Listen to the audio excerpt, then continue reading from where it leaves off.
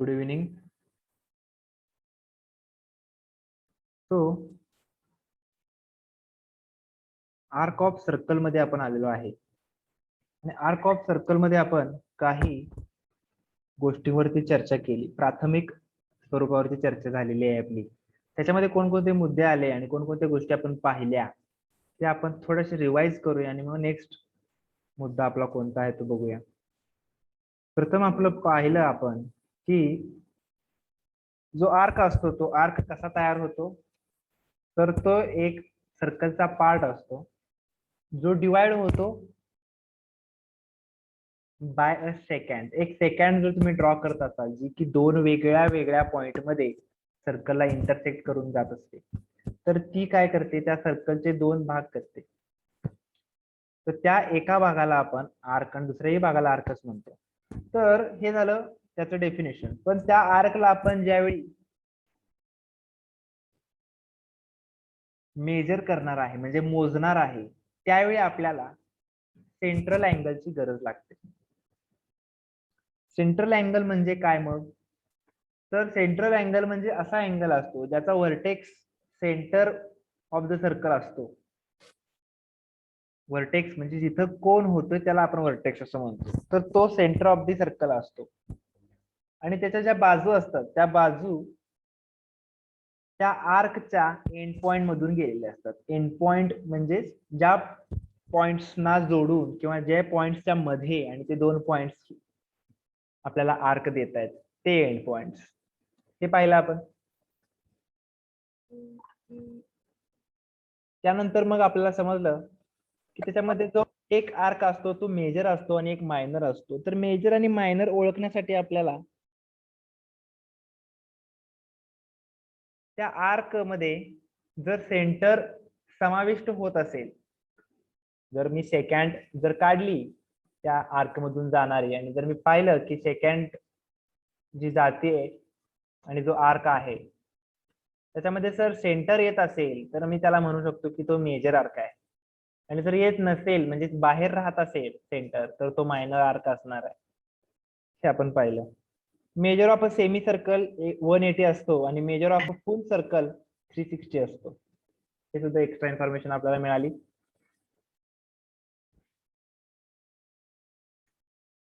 त्यानंतर मग दोन आर्क आपल्याला मिळाले. समजा आता एका आर्कची बरोबर आहे, तर दोन आर्क जर असतील तर ते सेम मेजरचे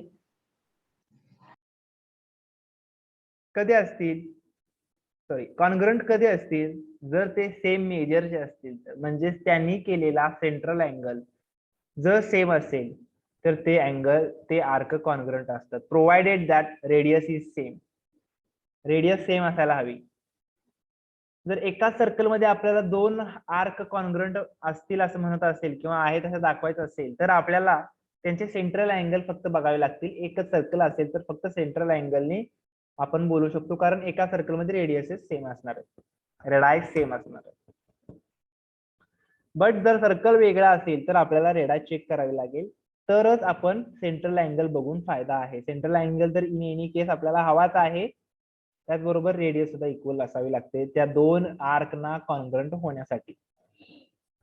त्यानंतर आपण नेक्स्ट पॉइंट पाहिला, जर दोन आर्कची बेरीज आपल्याला करायची असेल, ठीक आहे, जर दोन आर्कची मेजरमेंटची जर आपल्याला बेरीज करायची असेल तर आपल्याला एक अट आहे, ती म्हणजे त्या दोन आर्क मध्ये आपल्याला एकच कॉमन पॉइंट असायला हवा. तर एकापेक्षा जास्त कॉमन पॉइंट असतील तर तुम्ही त्याची बेरीज करू शकणार नाही. त्यामुळे एकच जर कॉमन पॉइंट असेल तर तुम्ही त्या दोन्हीची बेरीज करून लिहू शकता. ही त्यातली फोर्थ पॉइंट आपण जसा की इथं दिलेला आहे, तुम्ही बघू शकता स्क्रीनवरती. आता राहतात ते दोन पॉइंट फिफ्थ अँड सिक्स्थ. तर हे दोन आहेत ते ऍक्च्युली थेरम आहेत.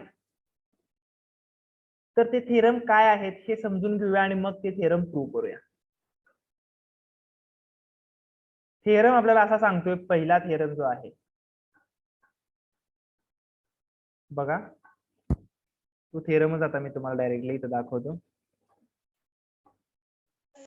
तर थेरमचं स्टेटमेंट आहे, the chords corresponding to congruent arcs of a circle. बघा, जे सांगितलेलं आहे ते आपल्याला पहिल्यांदा लगेच कळायला पाहिजे. द कॉर्ड्स ऑफ कशाच्या sorry the chords corresponding to congruent arcs. याचा अर्थ काय, आपल्याला काय दिलेला आहे बघा, शब्द काय आहे, कॉन्ग्रंट आर्क्स. हा शब्द खूप महत्वाचा आहे. जर आपल्याला माहिती आहे की ते आर्क्स काय आहेत, कॉन्ग्रंट आहेत. आता ते आपण पाहिलं की कॉन्ग्रंट कसे असतात, त्यांचा सेंट्रल अँगल सेम असेल तर तो कॉन्ग्रंट असतात. पण तसं आहे आता आता ऑलरेडी आपल्याला सांगतायत की ते दोन आर्क कॉन्ग्रंट आहेत. पुढे लिहिले ऑफ अ सर्कल किंवा कंसामध्ये लिहिलेला आहे कॉन्ग्रंट सर्कल. किंवा जर दुसरं सर्कल असेल तर त्याची रेडियस सेम असावी. एका सर्कल मध्ये असेल तर काही प्रॉब्लेम नाही. जर दुसरा सर्कल असेल तर ते दोन्ही सर्कल कॉन्ग्रंट असावेत, ह्यांचाच अर्थ काय, रेडियस सेम असावी. जर बघा पुन्हा, जर माझ्याकडे दोन कॉन्ग्रंट आर्क असतील एका सर्कल मध्ये, जर माझ्याकडे दोन कॉन्ग्रंट आर्क असतील एका सर्कल मध्ये, लक्षात येते सगळ्यांच्या, जर माझ्याकडे दोन कॉन्ग्रंट आर्क असतील, जर माझ्याकडे दोन कॉन्ग्रंट आर्क असतील, जर माझ्याकडे दोन कॉन्ग्रंट आर्क असतील, तर ते दोन कॉर्ड सुद्धा कॉन्ग्रंट असतात. कोणते दोन कॉर्ड बरे, तर ते corresponding chord, the chord corresponding. म्हणजे काय, तर या चित्रात येऊया आपण. या फिगर मध्ये तुम्हाला दिसते बघा. तर जर मी ए पी सी आणि डी क्यू ई ह्या दोन आर्क बद्दल बोलत असू, तर प्रत्येक आर्कला एक करस्पॉन्डिंग कॉर्ड असते जी एंड पॉइंटला जोडते. एंड पॉइंटला जोडणारी सेगमेंट ही त्या सर्कलसाठी कॉर्ड असते. जर इथं आहे एसी हा सेगमेंट, या एपीसीचा कॉर्ड आहे. एपीसीचा एसी हा सेगमेंट कॉर्ड आहे. सिमिलरली डीक्यूई ह्या आर्कचा सेगमेंट डीई ही कॉर्ड आहे. आर्क डीक्यूई चे एंड पॉइंट जोडणारी सेगमेंट डीई ही ह्या सर्कलची कॉर्ड आहे. आणि ह्या आर्कची ती करस्पॉन्डिंग कॉर्ड आहे. करस्पॉन्डिंग कॉर्ड म्हणजे याचीही. आता पुन्हा एकदा, जर माझ्याकडे कोण तर सांगत असेल की मला तुमचा हा एपीसी जो आहे, हा एपीसी हा आर्क डी क्यू ई बरोबर कॉन्ग्रंट आहे, असं तुम्हाला इन्फॉर्मेशन दिली असेल. आता ते कॉन्ग्रंट आहेत हे कोणत्या भरोशावर ते सांगणार आहेत, तर सेंट्रल अँगल बघूनच सांगणार आहेत का नाही. सेंट्रल अँगल बघूनच कळणार आहे. म्हणजे ते हा अँगल बघून सांगत असणार आहेत, हा अँगल आणि हा अँगल. तर हे काय आहेत, कॉन्ग्रंट आहेत म्हणून सांगतायत आपल्याला. आर्क हे दोन, हा आर्क आणि हा आर्क कॉन्ग्रंट आहे, म्हणजेच हे दोन अँगल सेम आहेत. असं जर असेल तर यांच्यामुळे झालेले जे करस्पॉन्डिंग कॉर्ड्स आहेत, आता याच्यामुळे झालेला हा कॉर्ड म्हणजेच एसी सेगमेंट एसी ही कॉर्ड सेगमेंट डीई बरोबर सुद्धा कॉन्ग्रंट असते. सेगमेंट डीई बरोबर काय असते, कॉन्ग्रंट असते. कारण डीई ही याची कॉर्ड आहे आणि एसी ही याची. तर समजते, जर आर्क कॉन्ग्रंट असतील, एकमेकाला कसं लिंक होत चाललंय पुढं. पहिल्यांदा आपल्याला आर्क कॉन्ग्रंट होण्यासाठी पहिल्यांदा हे मेजर कॉन्ग्रंट असावे लागतील की नाही. हे अँगल कॉन्ग्रंट असले तरच हे आर्क कॉन्ग्रंट आहेत म्हणू शकतो आपण. तर हे अँगल कॉन्ग्रंट आहेत म्हणून ही आर्क कॉन्ग्रंट. हा अँगल याच्याशी हे दोन अँगल कॉन्ग्रंट आहेत म्हणून हे दोन आर्क कॉन्ग्रंट. ते दोन आर्क कॉन्ग्रंट असतील तर त्यांनी तयार झालेले करस्पॉन्डिंग कॉर्ड जे आहेत ते सुद्धा कॉन्ग्रंट. तर ते सुद्धा कॉन्ग्रंट हे मला प्रूव्ह करायचं आहे. आता लागलीच मी याचा कॉन्व्हर्स जो आहे तो खाली दिलेला तो सांगतो, म्हणजे तुम्हाला कन्फ्युजन तयार व्हायला नको की नेमकं तुम्ही मगाशी पण हेच म्हणला होता असं म्हणशीला, म्हणून मी आत्ताच तुम्हाला ते सांगतो. मी आता काय म्हणतोय काळजीपूर्वक बघायचं. आता मी जस्ट ह्या थेरम मध्ये काय म्हणलो तुम्हाला, आर्क सेम आहेत तर कॉर्ड सेम असतील. आर्क सेम असतील तर कॉर्ड सेम असतील. आर्क कॉन्ग्रंट असतील तर कॉर्ड कॉन्ग्रंट असतील. आर्क कॉन्ग्रंट असतील तर कॉर्ड कॉन्ग्रंट असतील. आता मी उलट म्हणणार आहे, जर कॉर्ड कॉन्ग्रंट असतील, जर कॉर्ड कॉन्ग्रंट असतील म्हणजे जर पीक्यू आणि एस आर कॉन्ग्रंट असेल, पीक्यू आणि एस आर जर कॉन्ग्रंट असेल, म्हणजे जर ही कॉर्ड या कॉर्ड बरोबर कॉन्ग्रंट असेल, ही कॉर्ड या कॉर्ड बरोबर कॉन्ग्रंट असेल, तर त्यांचे करस्पॉन्डिंग आर्क कॉन्ग्रंट असतात. म्हणजे काय, पीएम क्यू हा कॉन्ग्रंट असेल आरएनएस बरोबर. उलट चाललोय आपण, समजते प्रत्येकाला. जर मला सांगतायत की ही बाजू म्हणजे पीक्यू जर एस आर बरोबर असेल PQ जर SR बरोबर जर असेल तर मला सांगतायत की PMQ हा आर्क SNR ह्या आर्क बरोबर सुद्धा कॉन्ग्रंट असेल, म्हणजेच काय तर हा अँगल या अँगलची कॉन्ग्रंट असेल. म्हणजेच आपल्याला सांगतायत की हा अँगल कॉन्ग्रंट असेल या अँगलची. ठीक आहे, आर्क कॉन्ग्रंट सांगणे म्हणजेच हे दोन अँगल कॉन्ग्रंट सांगणे, ही सर्वात पहिली बेसिक गोष्ट सगळ्यांना समजली की नाही. आर्क कॉन्ग्रंट सांगणे म्हणजेच हे दोन सेंट्रल अँगल सेम सांगणे. राईट, तर आर्क काय मोजत बसायचं नसतं पट्टीनं, तो असा हा अँगल बघायचा आणि त्यावरून सांगायचं असते हे कॉन्ग्रंट आहेत. तर हे आपल्याला सांगण्यासाठी दोन मेथड झाल्या. उलटा मार्ग समजला कॉन्व्हर्स. सुरुवातीला सांगतायत की हे अँगल सेम आहेत म्हणजेच आर्क सेम आहेत, तर करस्पॉन्डिंग कॉर्ड सेम असतील, ही पहिली गोष्ट झाली. आणि या दुसऱ्या थेरम मध्ये आपण उलट जातोय, कॉन्व्हर्स लिहितोय. हे सांगतायत की कॉर्ड जर इक्वल असतील, कॉर्ड जर कॉन्ग्रंट असतील, तर त्यांनी त्यांचे करस्पॉन्डिंग आर्क जे तयार केलेले आहेत ते सुद्धा इक्वल असतील, म्हणजेच ते अँगल इक्वल असतील. हे आपल्याला दोन्ही थेरम वापरायचे आहेत, प्रूव्ह करायचे आहेत. समजला पहिला थेरम काय आहे? तर पहिला थेरम आता आपण प्रूव्ह करूया.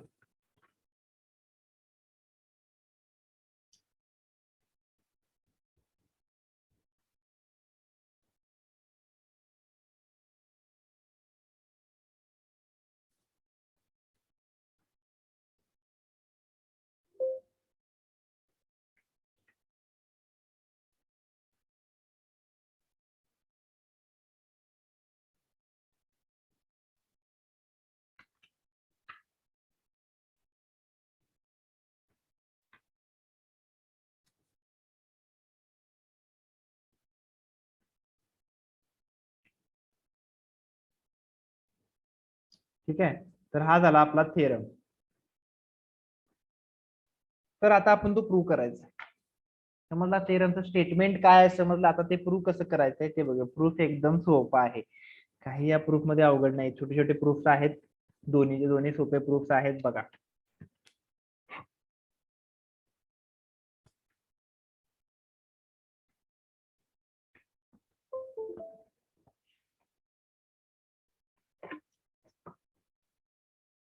गिवन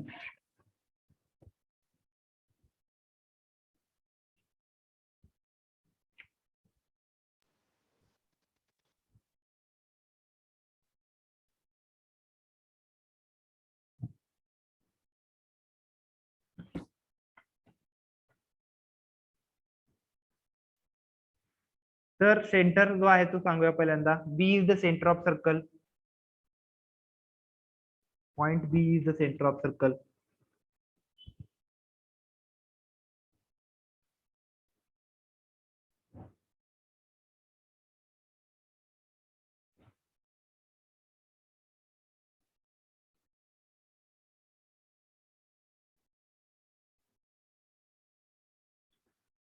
त्यानंतर आपल्याला काय इन्फॉर्मेशन आहे, तर कॉन्ग्रंट आर्क हे विसरायचं नाही. पहिल्यांदा कॉर्ड दिसते म्हणून लगेच आपण डोक्यात कॉर्ड इक्वल आहेत का, नाही नाही नाही, कॉर्ड इक्वल नाही आहेत. इक्वल काय आहेत, कॉन्ग्रंट आहेत. ही इथं बरेच जण चूक करतात, उलटा थेरम लिहून येतात.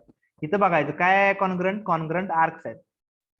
आता कॉन्ग्रंट आर्क आहेत हे आपल्याला पहिल्यांदा सांगितलं पाहिजे, म्हणजे कुठले कुठले आर्क कॉन्ग्रंट आहेत ते सांगूया. आर्क एपीसी कॉन्ग्रंट आहे आर्क DQE कडे.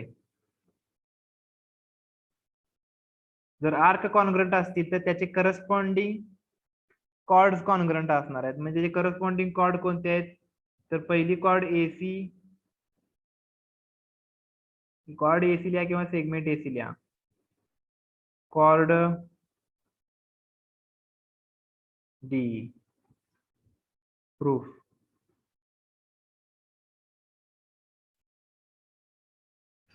आता बघा, आता आपल्याला माहिती असतं की एखाद्या आर्कचं मेजरमेंट आपण कसं करतो, तर मेजरमेंट ऑफ आर्क एपीसी कसं कराल तर त्याच्या सेंट्रल अँगलनी कराल का नाही. म्हणून सेंट्रल अँगल काय आहे मग, एबीसी आहे. तसंच मेजरमेंट ऑफ आर्क DQE कसं कराल, तर त्याच्या सेंट्रल अँगलची. पण आपल्याला काय केलंय, बट आपल्याला सांगितले की हे दोन आर्क तर सेम आहेत. कुठले दोन आर्क? एपीसी हा कॉन्ग्रंट आहे आर्क डीक्यूई बरोबर गिवन आहे ना हे. आणि ह्याचं रिझन काय? Measure of arcs.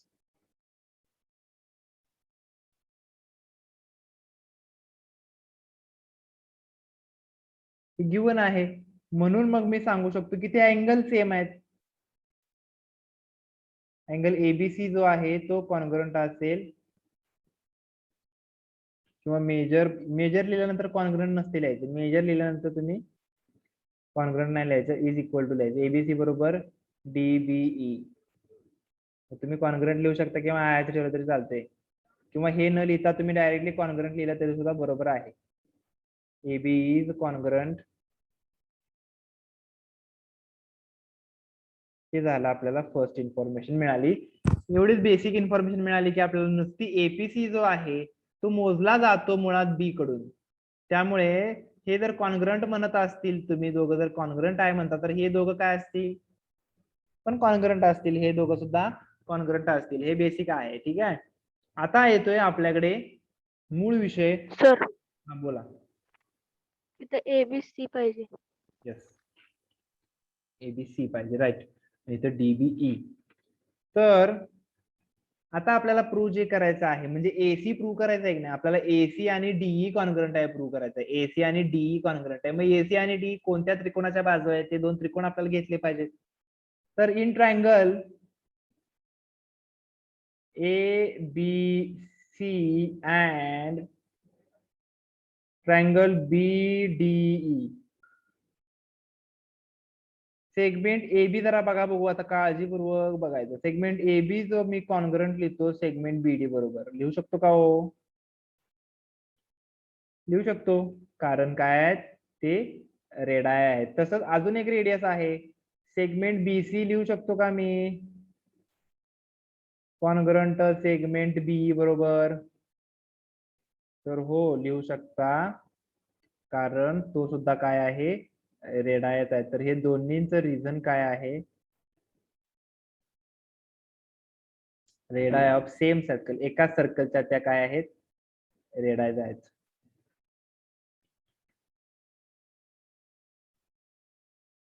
त्याच्यामुळे ते सेम आहे. आणखी एक इन्फॉर्मेशन मला मिळालेली आहे आता नवीनच, तर ती आहे अँगल एबीसी जो आहे, म्हणजे हा वरचा आपली इन्फॉर्मेशन, एबीसी जो आहे तो कॉन्ग्रंट आहे अँगल डीबीई बरोबर. ही इन्फॉर्मेशन मला मिळालेली आहे फ्रॉम 1.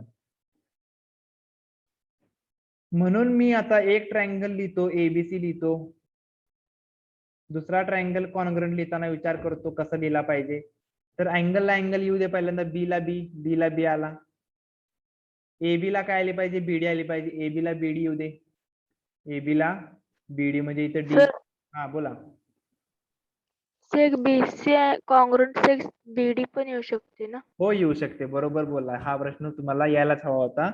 तर तसंही चालतंय, फरक काहीच पडत नाही. मी तुम्हाला दोन्ही करून सांगतो बघा. एबीसी बरोबर आता आपण जे पकडले त्यानं काय होतंय? डीबीई होतंय. ठीक आहे. तर बाय SAS टेस्ट.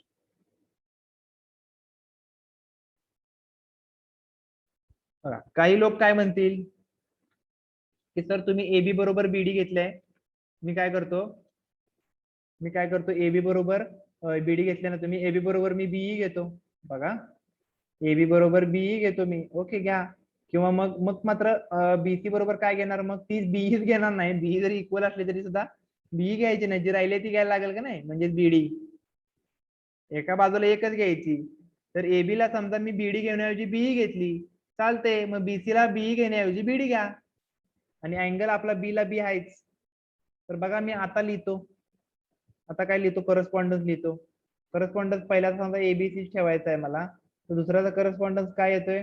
बी ला बी देणार आहे, ते काय बरं फरक पडणार नाही. एबी ला बीई आहे म्हणजे इथे येणार ई, आणि इथं राहिलं काय? डी. E B D. ठीक आहे. आता मला जे सिद्ध करायचं आहे काय? एसी ला काय येते? डीई. ते बघा, बघू. एसी ला काय येते? ईडी किंवा डी. आता इथं फक्त ईडी येते आणि आपल्याकडे काय येणार आहे? एसी ला डीई येणार आहे. ठीक आहे. दोन्हीनी केलं चुकत तुमचं कधीच काय नसतंय. जर तुमची मेथड बरोबर असेल, तुमचे कन्सेप्ट क्लिअर असतील, तर तुमचं कधीच काही चुकत नसतं. चांगला प्रश्न विचारला, असे प्रश्न आले पाहिजेत. तर दोन्हीनी केलं काही फरक पडणार नाही, कारण सगळ्याच तर रेडियस आहेत त्या, त्यामुळे काही फरक पडत नाही.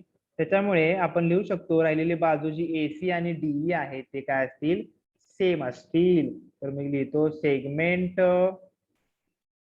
एसी कॉन्ग्रंट असेल सेगमेंट डीई शी, म्हणजेच हे काय आहे, congruent sorry corresponding side of congruent triangle. हे झालं. आता मी ह्याच्यावरून हे सिद्ध केलेलं आहे. तर ही फक्त कॉर्ड आहे म्हणून पण लिहू शकतो आपण, chord AC congruent to chord DE. समजलं किती सोपं प्रूफ होतं, काही याच्यात अवघड नव्हतं. आपण ह्या दोन त्रिकोणामध्ये गेलो, ही यस आणि ए कशावरून सांगितलं फक्त, कारण तो आपल्याला माहिती आहे ना, तीच महत्वाची इन्फॉर्मेशन आहे की आर्क इक्वल आहेत म्हणजे हे अँगल इक्वल आहेत, आर्क इक्वल आहेत म्हणजे हे अँगल इक्वल आहेत, आर्क इक्वल आहेत म्हणजे अँगल इक्वल आहे. तर समजते. आता याच्या उलटा थेरम जो आहे, कॉन्व्हर्स जो आहे तो बघूया.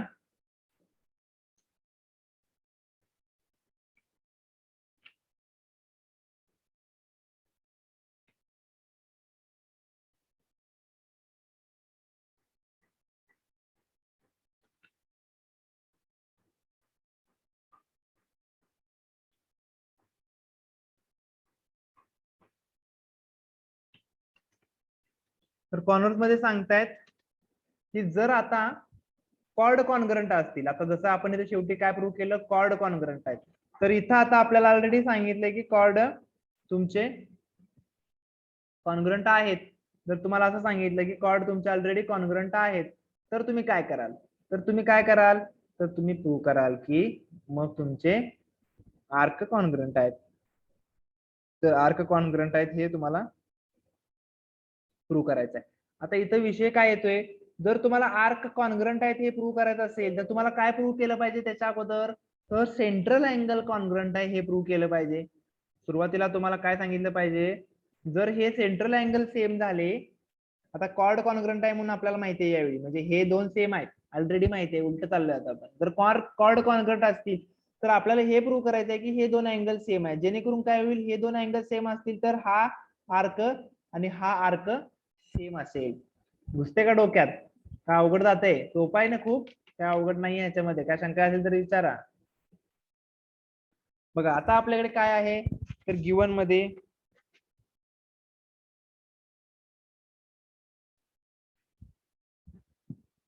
O is the center of the circle.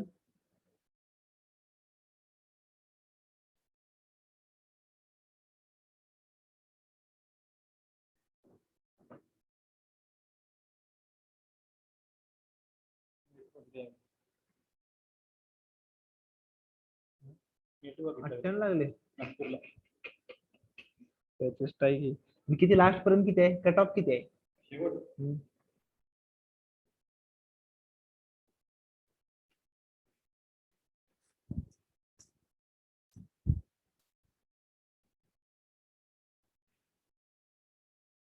बर, तर O is the centre of the circle, आणि मग आपल्याला काय दिलेलं आहे, कॉर्ड ज्या दिलेत त्या कॉर्ड आपल्याला कॉन्ग्रंट दिलेत. म्हणजे इथं कोणत्या कॉर्ड आहेत, chord P Q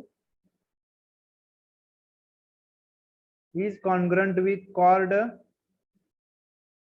R S हे आपल्याला दिलेलं आहे. प्रूव्ह काय करायचं आपल्याला, टू प्रूव्ह, तर ते आर्क कॉन्ग्रंट असतील, म्हणजे कोणते, आर्क पीएम क्यू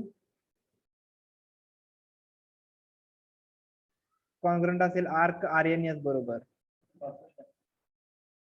मी तर सगळ्यांना घेतलेलं आहे ना ते.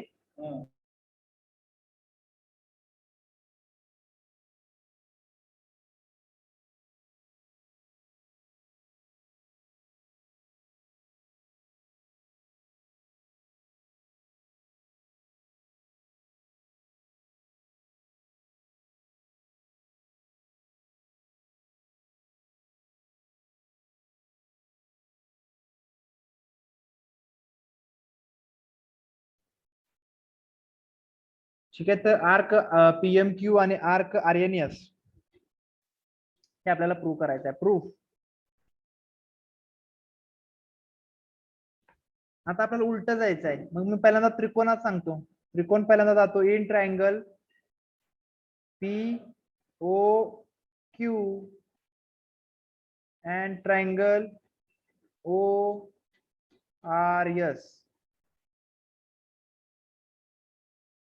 ओके, तर याच्यामध्ये आता मला माहिती असलेल्या गोष्टी मी लिहिणार आहे. आता मला माहिती काय आहे, सेगमेंट ओपी हा कॉन्ग्रंट असेल. आता मी कोणती पण रेडियस दिले ते चालते, कोणती लिहू सांगा, OR लिहूया. मग फक्त त्या दुसऱ्या त्रिकोणाची होते, नाही त्या त्रिकोणाची लिस्टला OQ is congruent with OS. Reason काय असेल, रेडाय ऑफ सेम सर्कल.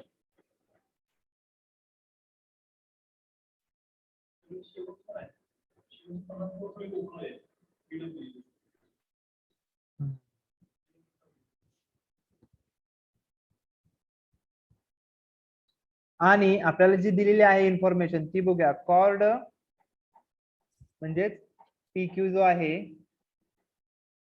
तो कॉन्ग्रंट दिलेला आहे कॉर्ड RS ची. त्यामुळे ही एक आपल्याला इन्फॉर्मेशन मिळाली. म्हणजे काय झालं, ही याच्या बरोबर आहे, ही याच्या बरोबर आहे, आणि ही जी आहे ती सुद्धा याच्या बरोबर आहे. म्हणजे तिन्ही बाजू समान झाल्या. मग कोणती टेस्ट वापरणार इथं, ही गिवन आहे. कोणती टेस्ट येणार आहे, हेन्स तिन्ही बाजू समान असतील तर टेस्ट कोणती असते, ट्रिपल यस टेस्ट असते. सांगायचं असं, शांत बसायचं नाही, झोप लागेल तुमची. तर ट्रिपल एस टेस्ट आपल्याला इथं वापरायला लागेल. आणि मग त्यानुसार आपल्याला लिहिता येईल. एक ट्रायंगल लिहितो मी POQ. आता याच्यासाठी मला दुसरा लिहिण्यासाठी ट्रिपल एस साठी काय वापरायची आयडिया, तर दोन दोन ह्याच्यात कॉमन आपण सिमिलॅरिटीसाठी शिकलेलो आहे कसा लिहायचा, करस्पॉन्डन्स. त्यामुळे करस्पॉन्डन्स चुकायचं नाही लिहिताना. पहिल्या दोन मध्ये बघायचं कॉमन कोण आहे, O कॉमन आहे, O कॉमन आहे. इकडे पण O कॉमन आहे, O कॉमन आहे. ह्याचा अर्थ O ला Oच येणार आहे. O ला काय येणार आहे, Oच येणार आहे. तर O मध्ये आहे, इथे सुद्धा येऊ दे मध्ये. त्याच्यानंतर खालच्या दोघांच्यात काय कॉमन आहे, Q कॉमन आहे, Q कॉमन आहे, S कॉमन आहे, S कॉमन आहे. म्हणजे Q ला येऊ दे S. आणि पहिल्या तिघांच्यात P कॉमन आहे आणि इकडे R कॉमन आहे. म्हणजे इकडे येऊ दे R. Triangle bye triple S.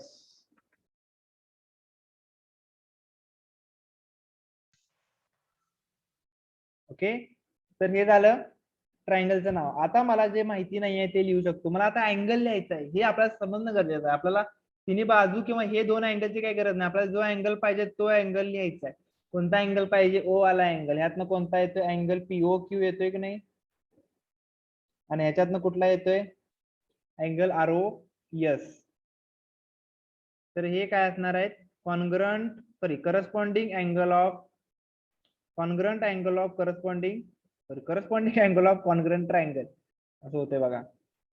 त्यामुळे corresponding angle of congruent triangle आपल्याला मिळालेले आहेत हे दोन अँगल. आता हे दोन अँगल जे आहेत ते कॉन्ग्रंट असतील तर मग मी जाणार आहे आता बट म्हणतो मी आता, बट ह्याला एक देतो वाटलं, एक नंबर इक्वेशन. बट आर्क किंवा मेजरमेंट ऑफ आर्क कसा काढतो आपण, but measurement of arc PMQ काय असेल, तर ह्यातला एक अँगल POQ. आणि मेजरमेंट ऑफ आर्क RNS काय असेल, त्यातला हा दुसरा angle, measure of angle ROS. Measure, ठीक आहे. हेन्स मी लिहितो, हे दोन तर सेम आहेत, हे दोन तर सेम आहेत, म्हणजे हे पण दोन सेम असणार. मेजरमेंट ऑफ आर्क PMQ सुद्धा सेम असेल. मेजरमेंट ऑफ आर्क RNS बरोबर फ्रॉम 1 पासून मला ते समजलं म्हणून मी ते लिहिलं. मग आता मेजरमेंट काढून फक्त लिहितो, आर्क PMQ कॉन्ग्रंटचं साइन देतो, आर्क RNS. हे प्रूव्ह झालं. सोपे प्रूव्ह आहेत, काही अवघड नाही. फक्त दोन त्रिकोण टेस्ट वापरून प्रूव्ह करायचे आहेत. कोणत्या टेस्ट आहेत, एकीकडे SAS टेस्ट आहे आणि एकीकडे ट्रिपल एस टेस्ट आहे ना. साहजिक गोष्ट आहे, एकदा आपल्याला माहिती आहे की अँगल सेम आहे तर एस टेस्ट येणार, आणि एका ह्याच्यामध्ये आपल्याला माहिती आहे की साइड सेम आहे तर ट्रिपल एस टेस्ट येते. त्याच्यामुळं हे दोन्हीही लिहिता येतील. आता याच्यामध्ये महत्वाची गोष्ट अशी आहे की इथं आपल्याला हे कळालं पाहिजे की त्या ज्या कॉर्ड आहेत किंवा जो तो कॉन्ग्रंट आर्क आहे ती एकाच सर्कलच्या असल्या पाहिजेत, जे गिवन मध्ये दिलेला आहे की बाबा एकदा आपल्याला आर्क कॉन्ग्रंट दिलेत आणि एकदा आपल्याला कॉर्ड कॉन्ग्रंट दिलेले आहे, तर ते एका सर्कलचे आहेत असं आपण गृहीत धरले की नाही. ते इथं पण एक सर्कल आहे, इथं पण एक सर्कल आहे. पण जर ते दुसऱ्या दोन सर्कल बद्दल बोलणार असतील असं, तर याला कंडिशन काय राहील, तर ते दोन सर्कल कॉन्ग्रंट असावेत. म्हणून यांनी कंसामध्ये हा शब्द वापरलाय, ऑर कॉन्ग्रंट सर्कल्स. एका सर्कल मध्ये असतील तर तुम्हाला काय बघायची गरज नाही. जसं आपण मेजर ऑफ आर्क संदर्भामध्ये बोललो, आर्क कॉन्ग्रंट कधी असणार आहे, त्यांचा मेजर सेम असेल तर आर्क कॉन्ग्रंट असणारच आहे. तो एका सर्कल मध्ये काही टेन्शन नसतं. पण दोन सर्कल असतील तर ते सर्कल कॉन्ग्रंट असावे लागतील, म्हणजे त्यांची रेडियस सेम असावी लागेल. जर दोन सर्कल बद्दल बोलत असू तर, म्हणजे एक कॉर्ड दुसऱ्या सर्कल मध्ये आहे, म्हणजे दोन सर्कल मध्ये दोन कॉर्ड आहेत ज्यांची लेंथ सेम आहे, तर तुम्ही त्यांची आर्क सेम सांगणार का हो? तर तुम्ही शहानिशा करणार की ते पहिल्यांदा रेडियस सेम वाले सर्कल आहेत का. जर तसं असेल तर ते दोन्हीही कॉर्डनी केलेले आर्क सेम असतील. अशा प्रकारे आपल्याला ही गोष्ट मायनर गोष्ट आहे पण लक्षात ठेवायला पाहिजे. याच्यावरचे काही सॉल्ड एक्झाम्पल्स आहेत ते बघूया आपण. A B C are any points on the circle with centre O. दिसतंय मला आपल्याला ते काय. Write the names of all arcs formed due to these points. तर कुठले कुठले आर्क तयार होऊ शकतात. कुठला पण एक पॉईंट घ्यायचा. आता ए पॉईंट घेतला, ए पासून तुम्ही बी कडे जावा नाही तर सी कडे जावा, कुठेही जावा. ए पासून बी कडे गेलो, ए बी आर्क मिळाला. ए पासून बी पासून सी कडे गेलो, ए बी सी आर्क मिळाला. ठीक आहे. ए पासून आता कुठे जाऊ शकतोय का आपण, नाही, ए पासून सी कडे जाऊ शकतो. मग एसी कडे एसी करू शकतो किंवा एसी बी करू शकतो. राईट, जसा एबीसी केला तसा एसी बी पण होतोय. ए चे झाले. आता सी कडे येऊया. सी कडून बी कडे जाऊ शकतो, सी बी. सी कडून सी बी ए करू शकतो. असे किती आर्क होऊ शकतात. त्यामुळं लिहा किती आर्क होते तेवढे, फक्त डबल होऊन देऊ नका. म्हणजे आता एकदा तुम्ही जर एबीसी लिहिला तर त्याला सीबीए लिहायचा नाही, कारण तोच आर्क झाला ना तो. एकदा तुम्ही ए बी सी लिहिला तर परत सीबीए लिहायचा नाही. तर असे आर्क लिहिलेले आहेत. पुढे विचारलेला आहे मेजरमेंट ऑफ आर्क बीसी 110. जर त्याचा आर्क दिला असेल 110चा तर आणि आर्क ए बी पण दिलेला आहे 125. याचा अर्थ काय असतो, सेंट्रल अँगल दिलेला आहे. बघा कसं असतं. तर आपल्याला सांगतायत की ए आर्क बीसी जी दिली आहे, आर्क बीसी बघा, आर्क बीसी ची व्हॅल्यू दिली म्हणजे कुठली व्हॅल्यू दिली, तर त्यांनी ही व्हॅल्यू दिली, ही 110 डिग्री, ही 110 आहे. आणि ए बी दिली 125, म्हणजे ही जर इथं जोडला तर हा 125 आहे. मग हा 110 आहे आणि हा 125 आहे. तर हा किती असेल, कसं काढणार. हे पूर्ण किती असतं, 360 असतं. त्यातून हे दोघांची बेरीज वजा करायची, किती येते ते. हा डिग्री अँगल असेल, हा जो असेल तो. मग आपल्याला बाकीच्या सगळ्यांचे अँगल काढता येतील. समजते की नाही. हे पूर्ण 360 असते. जर तुम्हाला हे राहिलेलं काढायचं त्यांची बेरीज करायची, 360 मधनं वजा करावी लागेल. किरकोळ एक्झाम्पल आहेत त्यांनी फाइंड केलेलं आहे. ठीक आहे. In the figure 3.36 a rectangle PQRS is inscribed in a circle. Inscribed म्हणजे समाविष्ट करून घेणे. तर तो रेक्टँगल जो आहे त्याने तो काय झालेला आहे, समाविष्ट करून घेतलेला आहे सर्कलनी. इन अ सर्कल म्हणजे सर्कल मध्ये तो समाविष्टेड आहे. ठीक आहे. इन्स्क्राइब्ड म्हणजे आतमध्ये बसलाय. इन्स्क्राइब्ड म्हणजे काय, आतमध्ये असं बसणे. ठीक आहे. तर तो बसलेला दिसतोय. रेक्टँगल आहे म्हणून सांगतायत. ओके, रेक्टँगल आहे म्हणजे आजूबाजू दोन्ही बाजू काय असणार, सेम असणार. समोरासमोरच्या बाजू काय असतील, सेम असेल. म्हणजे ही बाजू याच्या बरोबर सेम असेल आणि ही बाजू याच्या बरोबर सेम असेल. ही त्या देण्यामागचा उद्देश आहे. उगाच ते रेक्टँगल म्हणून देणार नाहीत, त्याचा काहीतरी उपयोग असतो म्हणून देत असतील. तर इन्स्क्राइब्ड आहे. ओके, ठीक आहे. With the T prove that arc P Q is congruent with arc S R. Arc P Q म्हणजे हा कॉन्ग्रंट असेल आर्क एस आर बरोबर. हे आपल्याला प्रूव्ह करायचं आहे. ठीक आहे. आता इथं एक गोष्ट लक्षात ठेवायची एक सोप्या गोष्टी आहेत एकदम. तर अपोजिट अँगल आहेत, बरोबर आहे. आता ही कॉर्ड सेम आहे म्हटल्यानंतर जी बाजू ह्याच्या एवढी असेल त्यानं पण तयार केलेला आर्क सेम असणार. आत्ताच आपण थिअरम काय शिकलो, ही कॉर्ड आणि ह्या कॉर्डने केलेला अँगल कुठला, सॉरी आर्क कुठला, हा, बरोबर आहे. ह्या कॉर्डनी केलेला आर्क हा, तर ही कॉर्ड याच्या बरोबर इक्वल आहे, तर त्यांनी केलेल्या आर्क बरोबर पण त्यांनी केलेला आर्क इक्वल असणार आहे. म्हणजे करस्पॉन्डिंग आर्क पण काय इक्वल असणार आहे, तेच सांगायचं आहे. P Q is equal to S R. किती आहे सोपं. पी क्यू आणि एस आर का सिंपल, का इक्वल असेल, तर एस आर आणि पी क्यू ऑलरेडी इक्वल आहे, कारण रेक्टेंगलच्या बाजू आहेत ना त्या.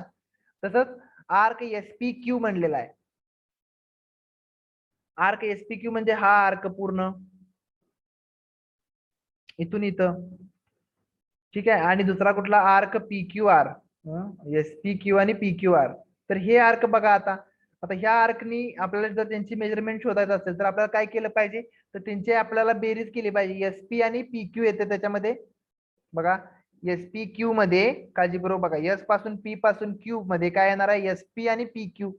मग त्यातला आणि दुसऱ्यामध्ये काय कुठला म्हटलं दुसरा, पी क्यू आर. तर पी क्यू आर मध्ये पण पी क्यू आणि क्यू आर येते. तर त्याच्यामध्ये जे येते ते ऍक्च्युली एकमेकांची इक्वलच आहेत. म्हणजे बघा इथे येते एस पी आणि पी क्यू, पी क्यू आणि पी क्यू तर सेमच आहे, म्हणून एस पी आणि क्यू आर पण सेमच आहे. आपल्याला माहिती आहे ऑलरेडी, आपण वर सांगितलेलं आहे. तर ते इक्वल दाखवता येते. तर अशा प्रकारे गोष्टी आहेत. तर आपण ज्या पुढच्या गोष्टी आहेत ते नेक्स्ट लेक्चर मध्ये बघूया. प्रॅक्टिस सेट 3.3 नेक्स्ट मला वाटतं आता सोमवारीच लेक्चर असणार आहे आपलं. तर त्यावेळी हा आपण सेट चालू करूया. हा एकदम सोपा पार्ट होता. आता खरा पार्ट चालू होतो, ह्याच्यावर डिपेंड इन्स्क्राइब्ड अँगल थिअरम पासून खरे थिअरम चालू होते सर्कलचे. तर ते थिअरम आपण बघूया. ओके, ठीक आहे. आपण आज इथं थांबूया. Thank you very much.